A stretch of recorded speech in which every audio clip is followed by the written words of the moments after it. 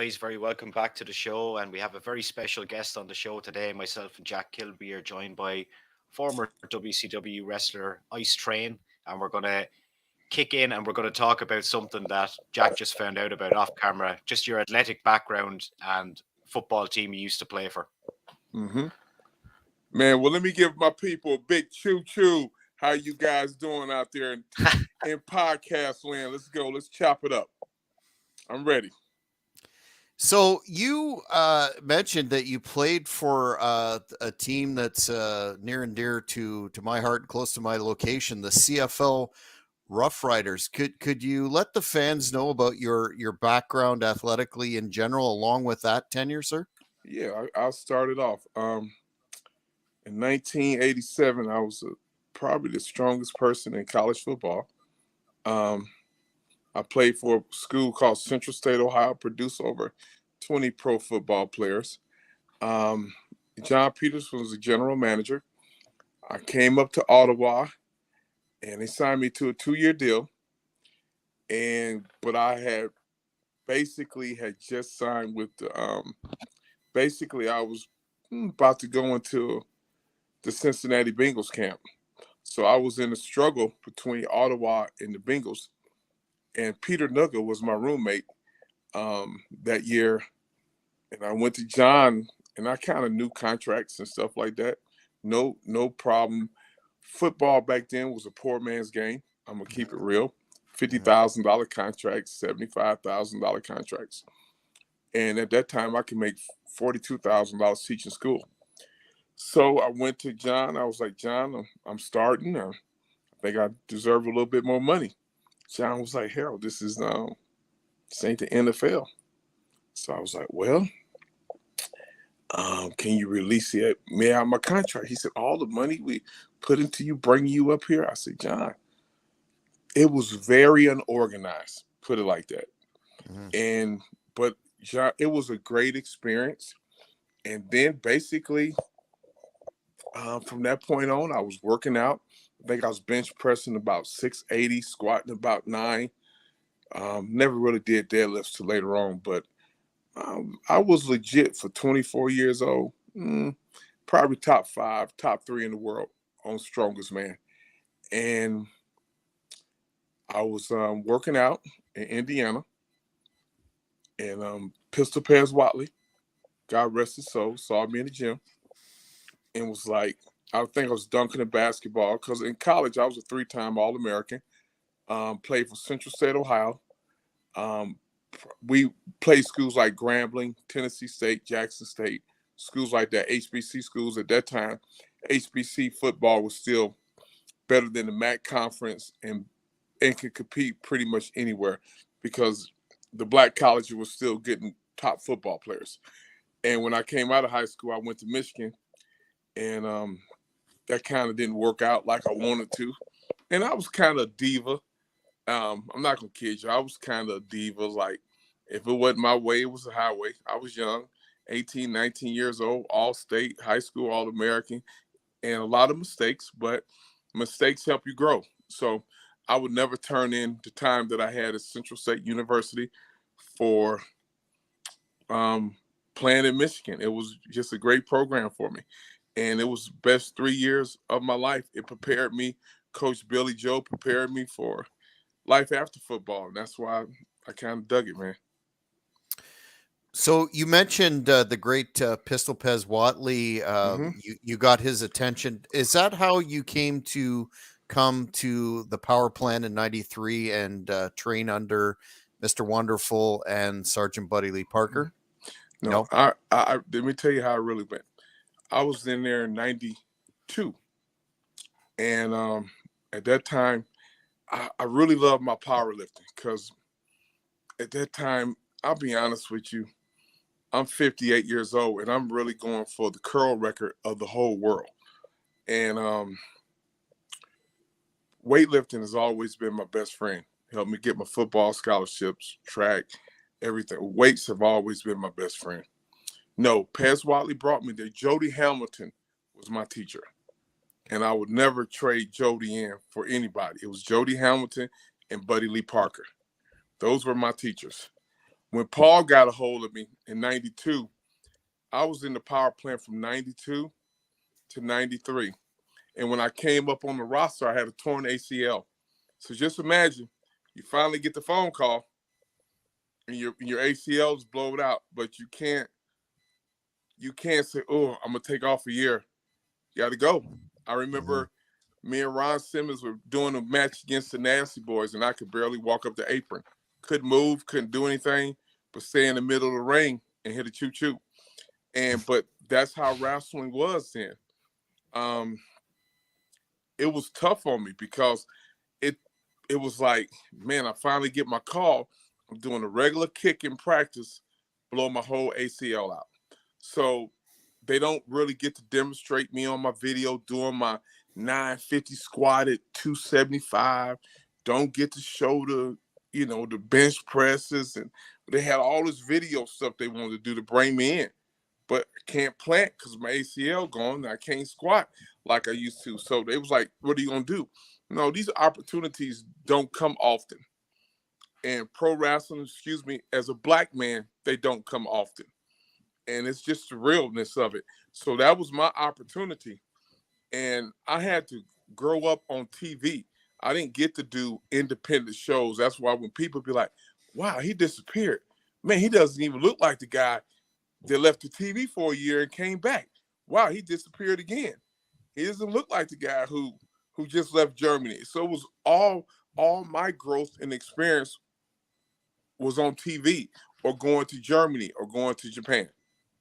And that's how I got better over the 13 years I was in wrestling. Yeah, you've had quite a career in Germany that we'll touch upon as well.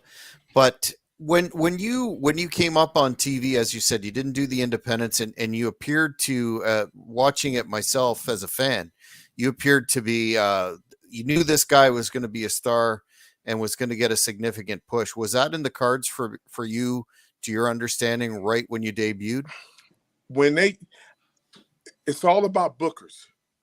Ole Anderson had the book for a year. I was unstoppable. When Ole Anderson didn't have the book, it's kind of like a coach getting fired. He bringing his own quarterback. So when Ole left, Ice Train took a back seat, but then Dusty got to like me. And Dusty was like, oh, this kid got some charisma, some potential. And Dusty was just one of the most awesome people. That it's like being in a room with one of the prophets from Jesus. Dusty can talk to you for 2 minutes, man, and just change your whole life. He's a great man. And DDP had a little part. DDP had a great part in me getting signed with WCW. He had got to see me do things in the weight room and charismatic. Basically, Dallas told Eric Bischoff, listen, Train, I need you to come to this Christmas party and introduce me to Eric Bischoff. And Eric was like, he's not like a normal rookie wrestler. I was about my business. I knew about money because of my 4 years in school, and I was a businessman. And when I went to Eric, Eric took care of me. Wrestling to me, I knew what I was getting when I walked in the door, Jack. Maurice, I knew what I was getting. I knew it was a business. And I knew everybody, when you go to work, is not going to like you. But once they begin to earn your respect as a fellow brother in the business, because it's a fraternity, the runs with Chris Canyon, the matches with DDP, Chris Benoit, Scott Norton, those are the matches that rang dear to my heart in the Harlem Heat. And those were guys who knew how to work with me and bring out the best in me.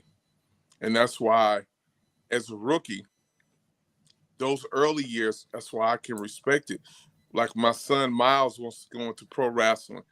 And I said, you got to bring something to the table. So example, Miles is 23 years old, deadlifting 700, benching close to 500, and he only weighs 220.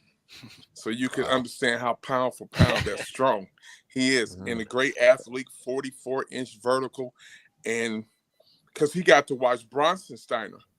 And they knew each other. They would see each other in the gym. And Bronson be like, Miles, Bronson was a great football player. I still don't know how Bronson didn't make the Baltimore Ravens. I ain't figured that one out to kind of save my life. But that's the politics of the game. And but Bronson Steiner was one of the best athletes I've ever seen in my life. And he's doing a great job in pro wrestling. And he learned basically in the warehouse. And he's putting the psychology part done. And he's, man, when I watch him, I'm like, wow, he is really, Bronson makes me watch wrestling because I know he's strong. I know he's aggressive. I know he's tough. And I dig that kid, man. I turn on that TV to watch him because I believe in what he does. If it looks real to me, I'll watch it. If you're doing 900 flips and 40 clothesline, nobody's bleeding, I'm turning the TV off because it ain't real. And I like wrestling to look real to this day. I like it nice and stiff. Like Fire and Ice and Steiners, nice and stiff, man. I love it. I love it. Go And ahead, that brings Jack. us to a fan question. A fan question in there was, Ice, was any of your matches shoots or who was the stiffest? You know what? I wrestled Fit Finley over 30 times. And I remember I was a rookie. I was in Vienna, Austria. Peter Williams was the promoter. And I don't think Finley had been pinned in 15 years. He said, I want you to go over on Fit tonight. So I'm a rookie. I'm like, what are you talking about? And Finley was out there straight businessman. I don't think the stiffest person I've ever been in the ring with,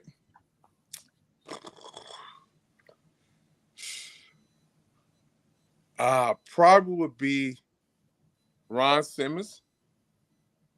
And I love Ron, but Ron and me have fun. We laid it in. We're football players. So it wasn't Ron was Ron was one of the greatest travel buddies and just a real guy when it came to the business. But Ron was solid. And Ming was solid. But I like solid. I like stiff.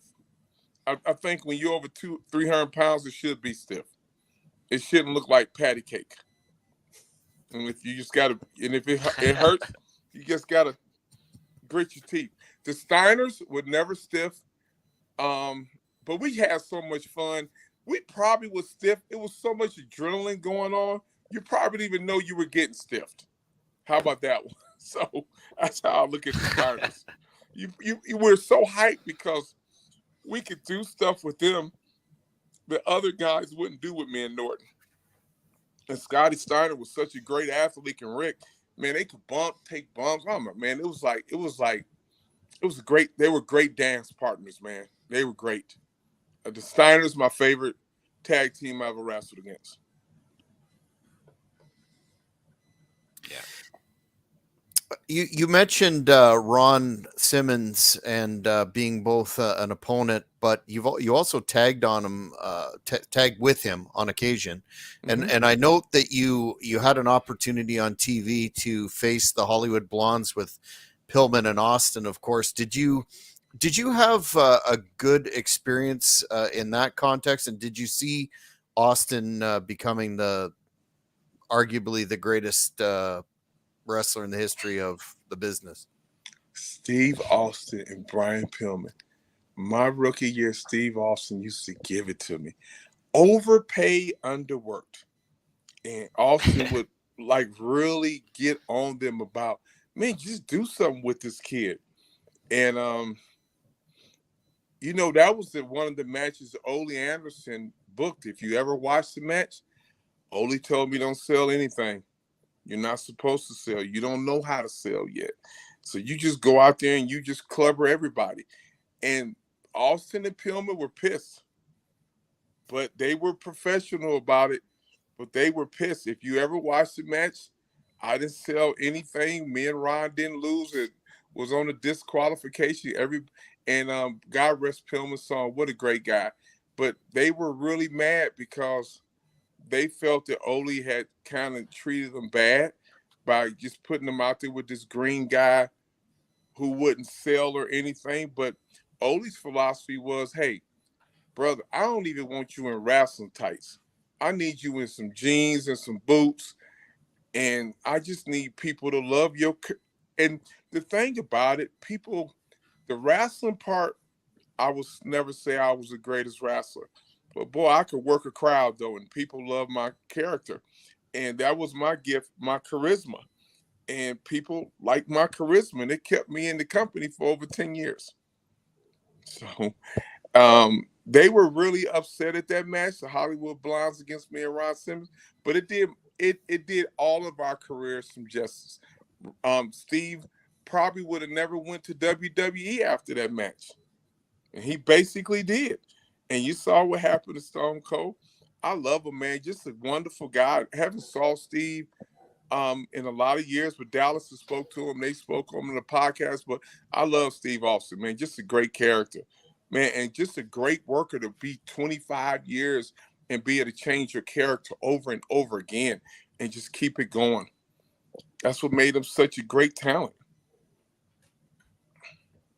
For sure. Yeah.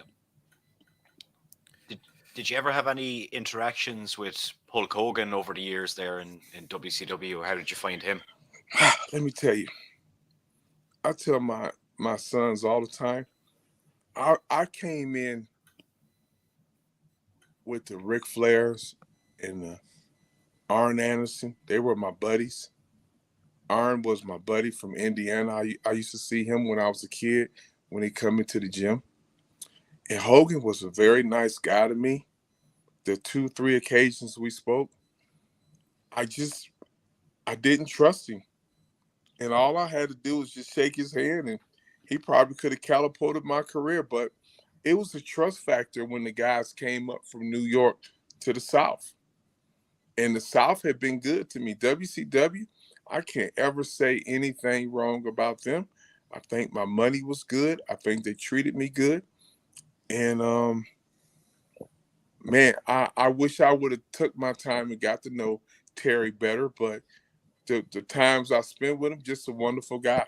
Hello, always polite, just a businessman, just a good man. Yeah. And wrestling is a clique, and my clique was the South. It was Arn was cool with me. Even Terry Taylor was okay with me. It was just guys I had knew before I really wrestled. That's all. It was they knew me from my weightlifting. You walk into a gym, I would go in there and do five. I told my son if I had video recorders and video those workouts, I would be rivaling my cousin. It's a guy in America, my cousin, name is CT Fletcher. And big motivational speaker, weightlifter, got 3-4 million followers. And I used to do 505 for 18 reps on the bench. And I mean, really legit curl 315 pounds. I said, boy, if I had a video camera then I would have a million followers just watching my workouts. Yeah, unbelievable. A lot of fans remember fondly the team you had with another, speaking of legit strong man and a hard hitter, that being Scott Norton, the Fire and Ice Scooter. team. How Yeah. how did that pairing seem to be predestined? How did that come about? Eric Bischoff. And I was, Scott and me, we never talked nor vibed. They put us together. And that's what made WCW different than WWF. If they'd have put me and Norton in the room, I believe honestly, people believed in us from the get. I don't think fans wanted to see Fire and Ice lose for a long time. They really that that those two characters, if pushed right, would have been one of the greatest. We would have rivaled the Road Warriors. We really would have. And they broke that up because they thought some promoters thought I was better by myself. And at that time, I was that baby face, that one of those lasting baby faces. and it was, and then to put us together, man, people love Fire and Ice. It was just really cut too soon. It really was, and it helped the other tag teams. But me and Scott Norton was legitly two. I know Scott had a 600-pound bench press, and I knew he was a great arm wrestler. So you talking about two legit, probably the strongest tag team ever. Two guys, far as strength, period. Nobody was stronger than me and Scott Norton. Zero. I wouldn't care if you had Ted Arsini with somebody else, unless they bench 680. Nobody was stronger than me and Scott Norton. Strongest tag team ever, as far as lifting weights. Period. Period. Nobody could rival that. No fake numbers. Nobody. He had legit powerlifting USA, legit over 600-pound bench, and I had over 670 bench, legit. And we were legitly the strongest tag team ever. Yeah, it's hard to argue. Did you ever have an with those numbers. opportunity? Sorry, Jack. Sorry, go ahead, Did you Maurice. ever have an opportunity to work? Yeah, did you ever have an opportunity to work for WWE, WWF at any point, or why did that never kind of happen? Because I'm assuming they kept an eye on you. Of course. And when WCW had closed, I had stacked my money up pretty good, and I just knew it wasn't going to work for me up there. You know, I was listening to one of Stevie Ray's interviews, and I felt the same. I really felt like, no, it was no, it wouldn't have worked up there for me. Period. Vince would have had to, you know, if I'd have had the right team around me, it could have worked, but no, it would have never worked up there. It would have never worked because I wasn't an ass kisser, for number one. For number two, they already had Mark Henry. They already had Ahmed Johnson, D'Lo Brown, Godfather, and I would have just probably been one of them black faces for a couple weeks and in and out. So I just left myself with WCW and take some trips to Germany and Japan often, here and there, because Germany was like home to me. You know, Germany was my home. Germany was, Otto Vance was, and Eric Bischoff were two of the greatest guys to me ever in my life. They were good men. Otto Vance, rest his soul, and Eric Bischoff was my man. I have nothing. Eric was just good to Harold Hogue. As good as he could be to me. He treated me well. And I left wrestling on a good note. If my sons want to get into the business, that's cool. But me, myself, no. WCW, when me and Chris Canyon did the Am I Smooth stuff, Jack and Maurice, it was the funnest, and I had got to showcase my talent because me and Chris were great dance partners. And I knew at that time I could work with anybody. You didn't have no guys 350 pounds at that time jumping and leaping and kicking and moving as fast as I was in that ring. No. And it was legit believable. And that's really without a real push. I mean, WCW, you push your own self. You kept your own self alive.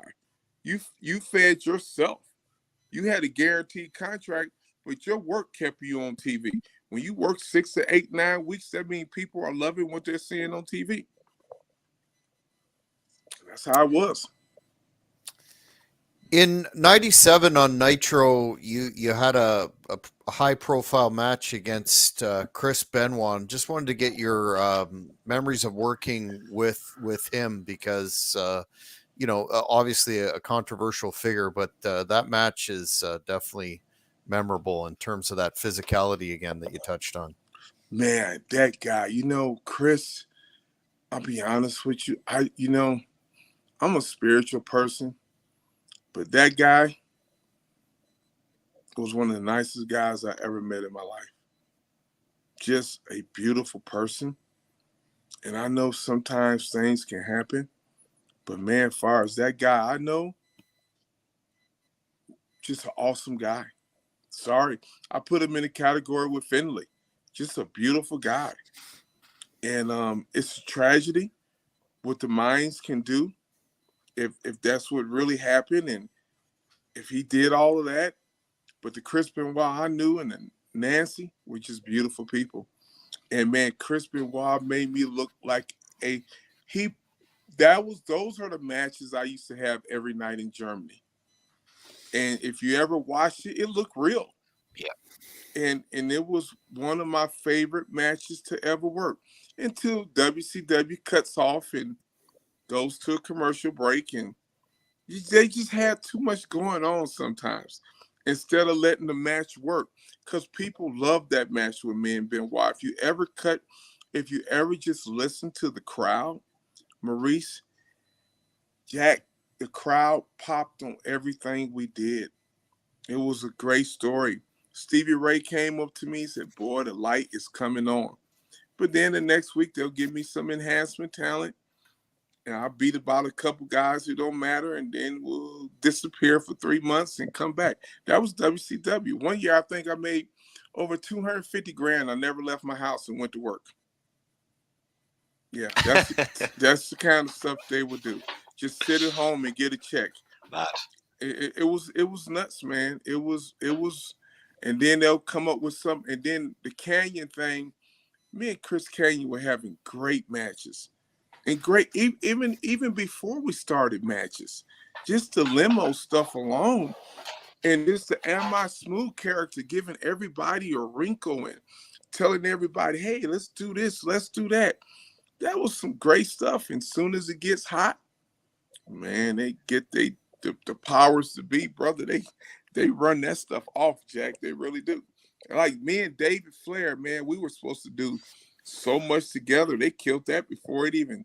I think they had me pin David one night, but we had already started working on some more promos, and they just killed it off. They would just do stuff like that. It was a lot of talent, and the difference is, it was too many Chiefs. Too many. Too many Chiefs. Yeah. You had an A team, a B team, and a C team. And then you had the mega stars. And if them and you had those mega stars, man, and I had matches with La Parker, and I remember La Parker came off the rope, and La Parker was a good 260. And Larry Sabisco was like, I think I picked him up dead weight, and then off the ground. He was like an inch from the ground, or it was going to be a blown spot. And I just scooped him up, flipped him over, and Sabisco was like, "Oh my God, that is strength beyond strength." And man, we had a lot of talent up there. Max Muscle was talented. Bobby Walker was talented. Booker T, yes, he got through the cracks. Booker was talented before he even became the megastar.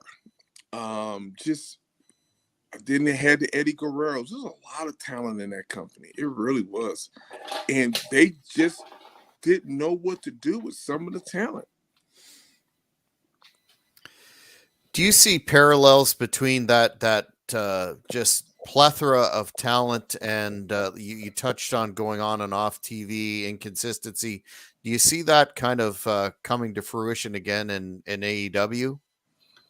AEW looks almost like WCW. It really does, because I'm just going to talk about the African Americans up there. You got the big guy, Keith Lee, then you got the other guy, then you got, it's just you got talent, but you got too many people on television, because really, you put a guy on TV for 3 weeks, you got over 3 million people not even watching that guy. That guy got to be pushed on that TV 8-9 weeks in a row. Eric Bischoff gave a great analogy. The kid from the Wonder Years used to like me as a wrestler.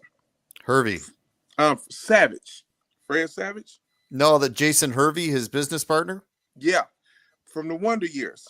Yes, sir. And he would watch the show just to watch certain guys, and they would be on 1 week and the next week be off, and you didn't know what you were. It's like watching Superman. Jack, if you watch Superman, you want to see Superman. You watch Spider-Man, you want to see Spider-Man. You go watch WCW, you want to watch the talent in WCW. And they will give you a little bit, but then they will push too many people down your throat. And then it will confuse the audience. AEW has a great show, but man, you can't catch up with 1 week Mike Tyson's on there. 1 week you got a rapper on there. 1 week you got a girl. You don't know what you're getting week to week. Texas Chainsaw Massacre last week. Leatherface. Wow. Yeah. Mhm. It's exactly you're looking at matches and you're saying, man, this is a lot. You can't keep up because you can't follow your hero. See, you're old enough now, but some of those kids are like 14 years old and they want to see the people they like that they grow into every week. That's a fact. That's why I like NXT, because sometimes they'll push the same person. You can follow it for at least 8 weeks. So I got to watch Bronson a little bit. I got to watch the guy with the big beard, with the gray beard. You know, these guys ain't 200 pounds, but they're great hard workers. And then they disappear and go to the main rosters and they come back down. Then you lose your fan base. You know? And that's a part of AEW. AEW, and you got to remember, a lot of guys in AEW was in WCW. So you're gonna see you'll get to look. It'll get to look like WCW a little bit, and it does. It does. What are your thoughts on the legendary Sting still being active? A man I'm sure you crossed paths with over the years in AEW. Great guy. Great guy. Sting is an ambassador of pro wrestling. Sting came to me one day and said, listen, I don't know why they're not pushing you, but you got it. And I would hear that a lot. But even without saying that, he was always somebody you could talk to. So could you talk to Lex Luger. Luger was cool in the fan, still cool, but Luger was a great role model and just a good guy. Meng, great guy. But Sting, an ambassador. Still out there, not for the money, because he loves the business. You know, he loves the business. And Scott Hall put that gimmick together for him. The Crow. Scott told him one day, hey, man, you paint your face. Do something different. And that's how they came up with that Crow gimmick, like Brandon Lee's son, Bruce Lee's son, off of that movie. And that gave Sting another 15 years. Yep. I was just a great guy. Just an ambassador of wrestling. You know, doesn't drink anymore, doesn't party anymore. That's the kind of guy you need around a locker room when you're young.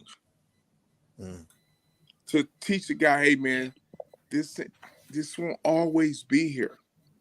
It won't always be here. You gotta really grow up a little bit. And Sting is that guy, an ambassador for pro wrestling, Jack and Maurice. And the fans out There's there, another guy. Hold on, one question. The fans out there are really getting to see one of the last legends when you're 40 to 60 years old. Sting is one of the last ones you ever gonna see.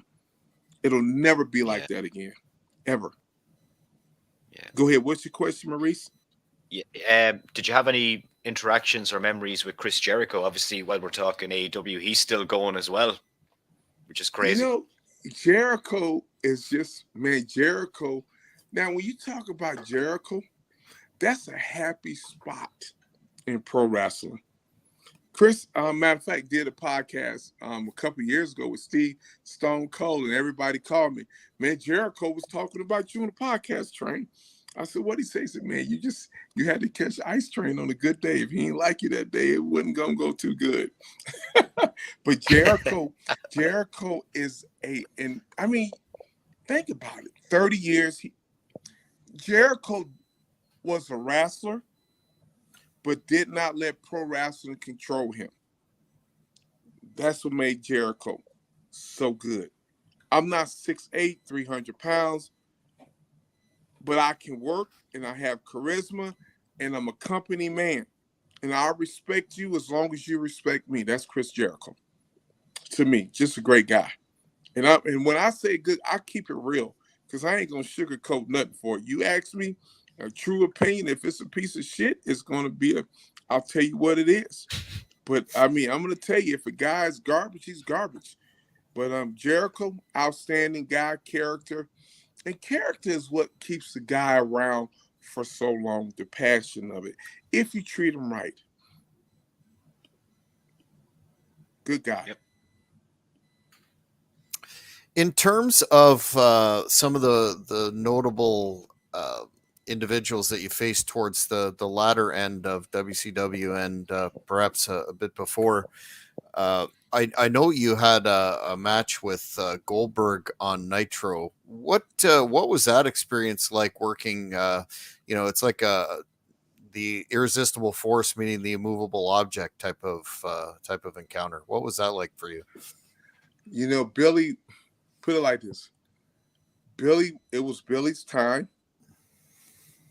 And it's a company and it's a business. And people know people aren't slow. And sometimes bookers can make like you can look at it to build the program up, or did he tear it down? I think Bill built the program up. He brought a new audience. He brought something that was invincible. That all right, everybody, this is a job. People didn't put you over. Now it's time for you to put him over. You know, he went from Mongo McMichael and him about to kill each other. God bless Mongo McMichael, and he's going through some things, but God bless him. He's going through ALS, one of the greatest, just one of the nicest men in the world. I mean, if you ever read Mongo, Jack and Maurice, just a solid guy. Mongo McMichael, solid dude, man. Really just a good dude. But Bill was cool, man. You know, Bill and me worked biceps one day together. We knew some of the same people, but when you had to put me over, you had to put me over. And it was my night to put him over. I'm gonna make him look as good as I can. I'm gonna make him look good. I think I took a great spear for him. I think I went up on the suplex beautiful. Mm. And that was it. I made him give me a beer after the match, though.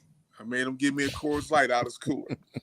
And but that was it, man. Hey, it was business. It wasn't nothing personal. Hey, let's get it done. If this is gonna make the company keep going, let's do it, man. That's what it's all about. It's business. Because somebody gonna put you over, and a lot of people put me over. So I had no problem in doing that for Bill at all. Yeah, and he totally did keep the interest there and brought a new audience in towards like in the early 2000s, definitely as well. Someone wants to know, do you have any Kevin Nash or Scott Hall stories? Yeah, just watch the match with DDP with the belts at the end. If you ever watch that, me and DDP were working one night, and I just flew in from Germany, so I'm already a little cranky. And me and Dallas was a good businessman. If you watch the match, it's when the outsiders jumped in the ring with the belts, and I didn't give Dallas anything that night. He took a solid, literal ass whooping in the ring, and he got his finish. And then I went back to Germany the next day. And Scott Hall and Kevin Nash were mad at me, but they forgot if I was going to take the diamond cutter, I had to stand up to take it. So I don't think they understood that part. But God rest Scott Hall and Kevin Nash. I stood up and I told them to get in the ring, and the people were going crazy. And Dallas climbed back in the ring and hit me with a diamond cutter. So that's my Kevin Nash, and I got a lot of Scott Hall stories. Scott was just a cool dude, man. Scott was just a happy guy to be living, to be wrestling, didn't understand how he became this star. Just a cool dude. Kevin was from Detroit, basketball player, struggled through the business. A lot of people didn't think Kevin was going to ever be a star nor make it. Kevin wasn't no chosen one. Kevin fought to get that money, fought to get them titles. Kevin wasn't no golden goose. They was killing Kevin down in WCW, with the paying him $75,000. Vinny Vegas getting his butt whooped. No, Kevin paid his dues, man. Sorry, homeboy, no homeboy. Kevin didn't have no silver spoon in his mouth, brother, at all. He earned everything he got. Him and Scott Hall both solid guys, man. To me.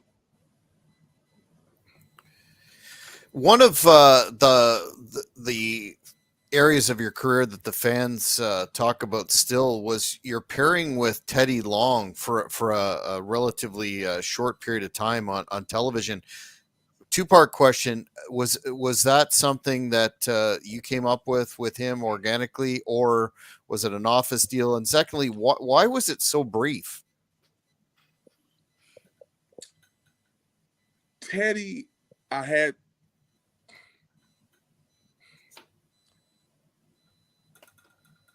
I was a little bit different.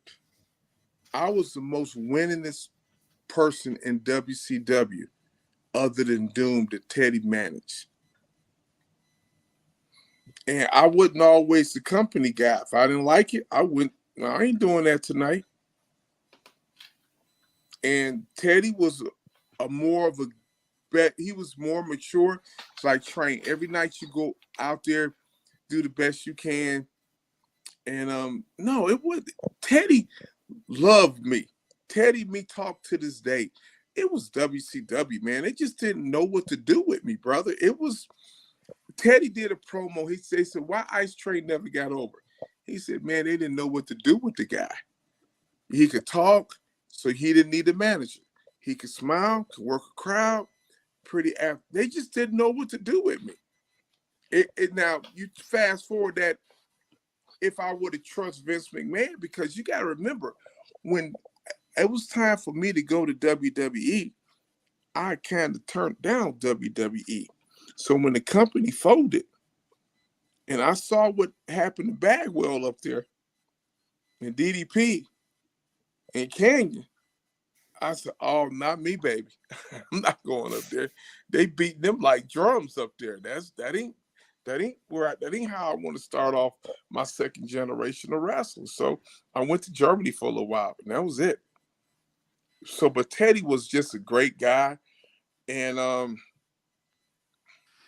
they wanted to put me and Teddy together, and it didn't match. You know, it was Teddy was real. Like, if you're gonna let me be with him, he gotta destroy everybody in his path. Why we having matches? Teddy, like, he should be out here. This is almost this is basically the strongest dude in the world, basically. One of them. And we out here having matches. He should be smashing people and getting ready to do and work our way to something else. But and they just didn't want to do that. And man, he would give me, I think I had La Parker 9 straight weeks, man. Over and over and over again. La Parker, just to keep me going. But they wouldn't give me a Arn Anderson, a Ric Flair. It wouldn't give me it gave me Ming one time. And we had a good match. Wouldn't give me Ming again. Never got a one-on-one with the Steiners. It was never about winning matches. Just give me somebody that we could work the match with. And it just depends on who had the book. When Kevin Sullivan had the book, I was his dude. You know, I tell Norton all the time, God bless him, but I pinched you 3 times, buddy. You ain't pinned me once. I give him stick about that. And I just tease him. And I said, that was just a little feud we would have. But man, I love Norton. Wrestling is a fraternity. And you got a bunch of guys come from different situations, Maurice and Jack, that love that business. And you have to be able to walk away with that business and be happy, or it will.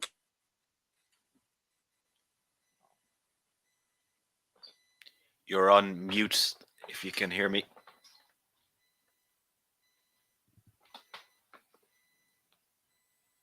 I think you got a Your call and then microphone muted. is muted.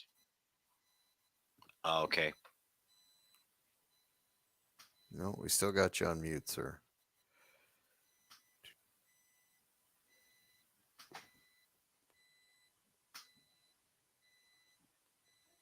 That's The joys strange. of the live shows when a little technical problem happens. I got it. There we No, go. my finger Yeah, hit there it. you go. There We're we go. back on. You're back. Right on.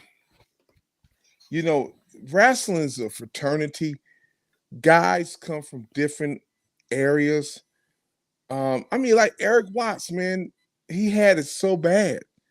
You know, his dad was the boss, and this young guy who's a quarterback thrust in this world of just getting pushed.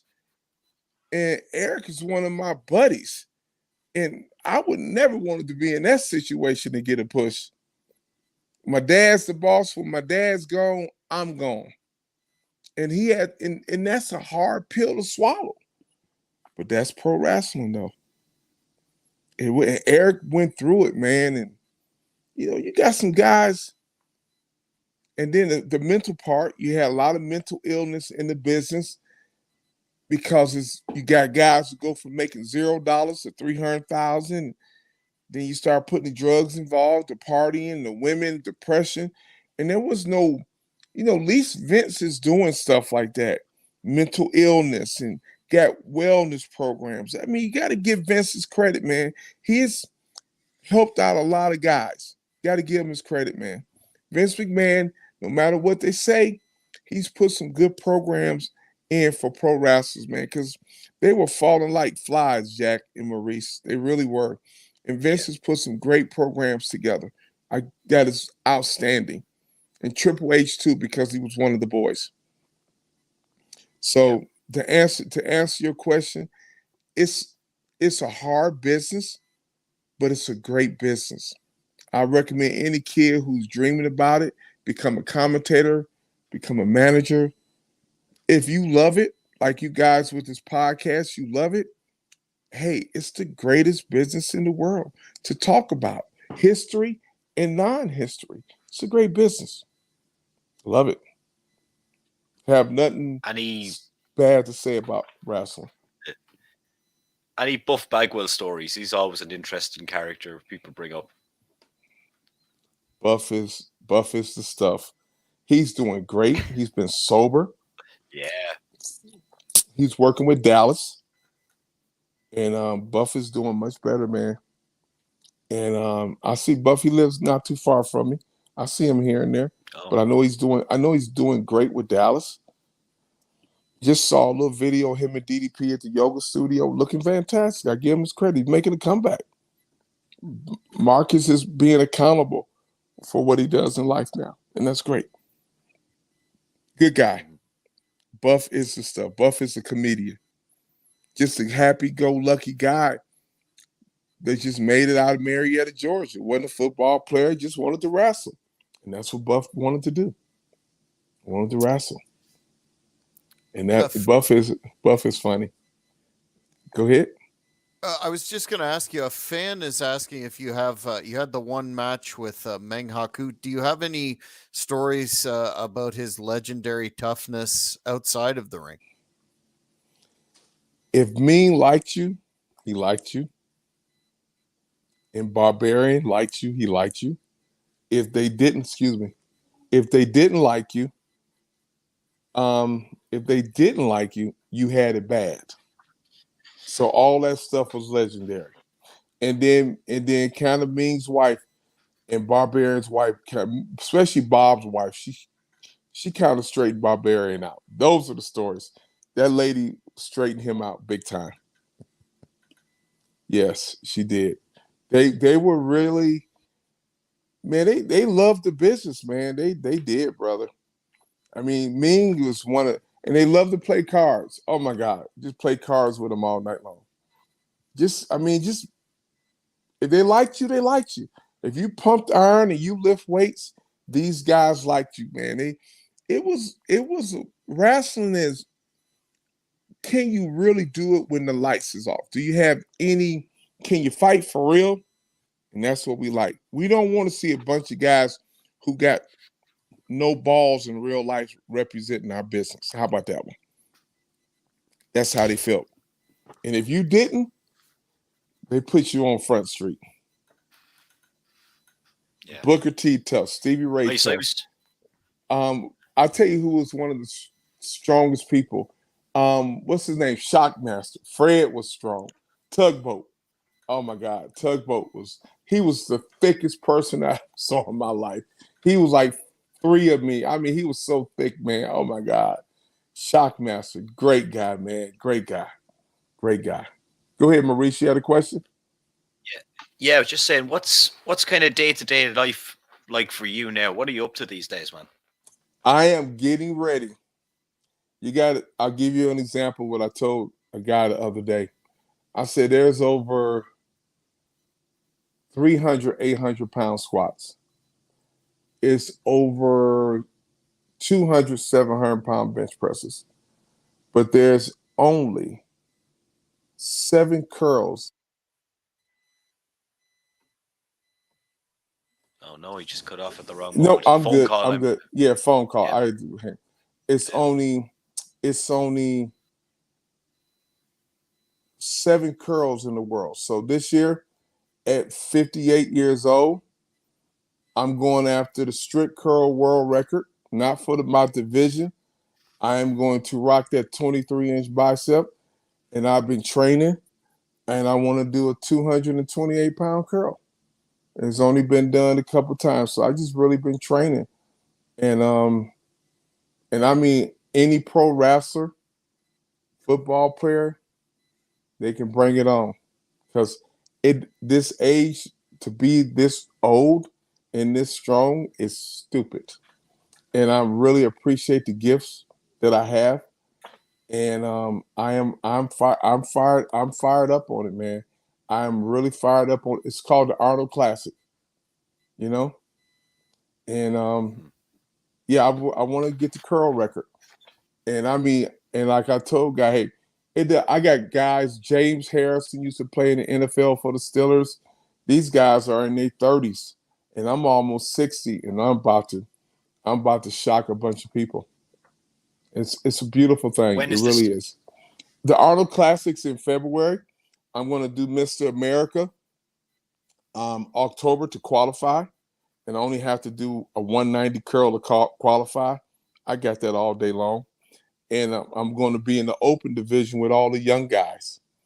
And at 58 years old, I got, my rivals like 35, there may be 40, but I'm really trying to push this curl record and show all these guys, hey, when you're in your 50s, almost 60, you still can get it done, man. And that's I love life, and that's what it's all about. That's what it's all about, Maurice. I love to pump my iron. I wish I would have kept lifting in WCW, but weightlifting and pro wrestling really don't go together, man. It makes you stiff. You can't move. You got to be an athlete in that ring. And a lot of people don't understand, man. You have to really, you're flipping and flopping, and you can't be out there just walking around like a robot, man. You got to move in that baby. This ain't 1980 where you could work for Vince McMahon and not even just blow through somebody. You got to be able to move.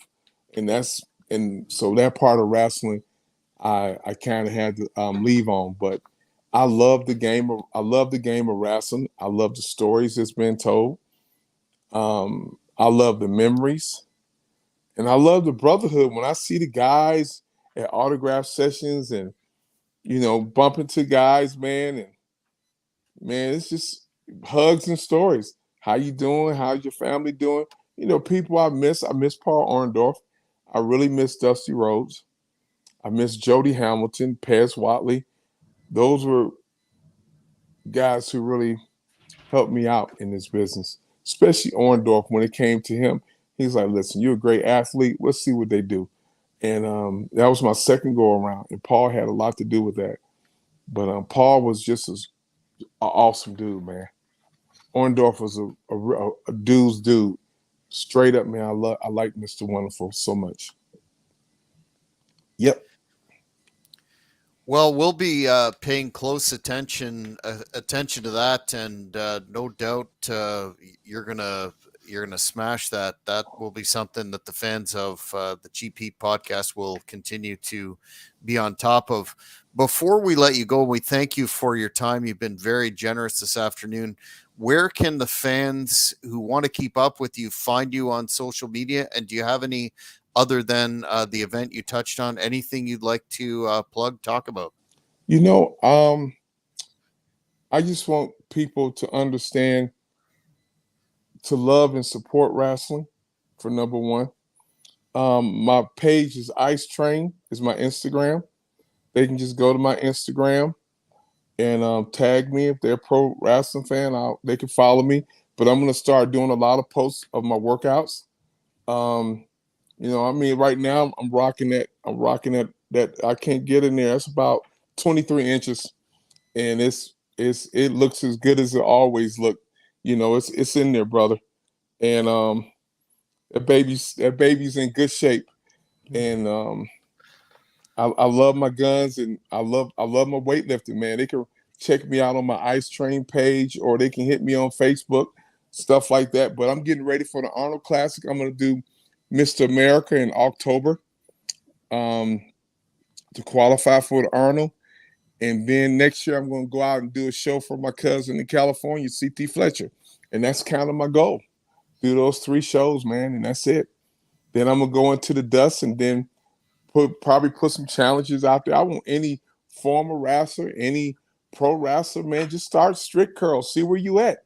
Football players, wrestlers, weightlifters. Hey, let's see what it might be some guy out there who's never lifted before that can break the world record. I want all the best competition that I can get, and that's a fact. Excellent, man. I appreciate you guys' patience and being with each other. Sorry about the other day, man, but we got to chop it up today, man. You guys have a blessed weekend. Thank you guys for having me on. And choo choo, baby, and love pro wrestling. Guys, Maurice, take it easy over there. And Jack, anytime you want me back on, just call me. Okay?